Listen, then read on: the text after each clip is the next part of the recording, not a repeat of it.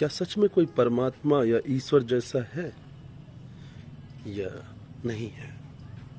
सवाल बड़ा गहरा है और उसके उत्तर उतने ही गहरे।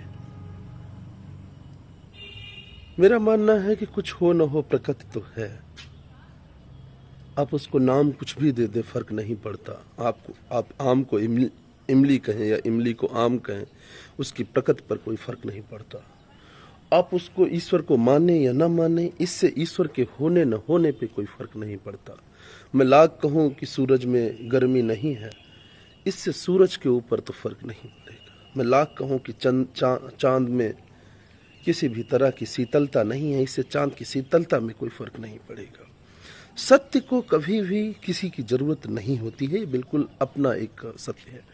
दूसरी बात कि अगर ये सब कुछ ऐसे नहीं है तो कोई ना कोई तो एक मैनेजमेंट होगा।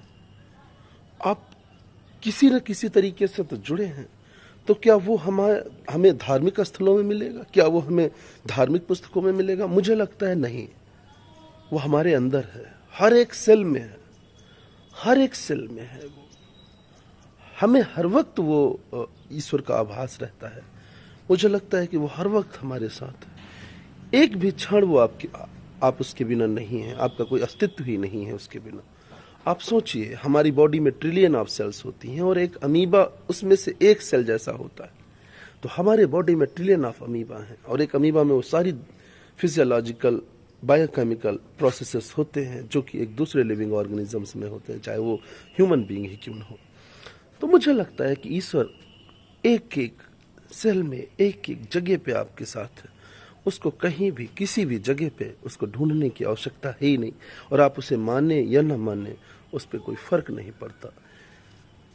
आप उसे भले ही स्वीकार न करें, लेकिन वो आपको कभी भी अस्वीकार नहीं कर सकता, क्योंकि अस्तित्व ही नहीं है उसके बिना आपका। धार्मिक स्थलों पे ईश्वर नहीं है, ये सच है। क्योंकि धार्मिक स्थल का जो निर्माण हुआ, धार्मिक स्थलों का जो आज का जो मैं देख रहा हूं, तो मुझे नहीं लगता ईश्वर वहां पे है। ईश्वर हर जगह है, लेकिन धार्मिक स्थलों पे है ऐसा मुझे नहीं लगता अभी तक। भविष्य में क्या होगा पता नहीं। दूसरी बात, अगर आप ध्यान से देखें तो मनुष्य के अलावा जितने दूसरे जीव जंतु पेड़ पौधे हैं वो सब ईश्वर के साथ जुड़े हुए हैं। वो हर वक्त ईश्वर के साथ है। आप देखें, एक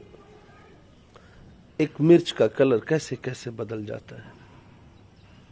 आप कहोगे उसमें ऐसे केमिकल्स होते हैं, लेकिन वो सबका तालमेल इतना खूबसूरत, इतने तरीके के वेरिएशंस, इतना तरीके का जीन का सीक्वेंसिंग, इतना बढ़िया जीनोम का सीक्वेंसिंग, ये सब कुछ न कुछ तो है जो आपको रेगुलेट कर रहा है।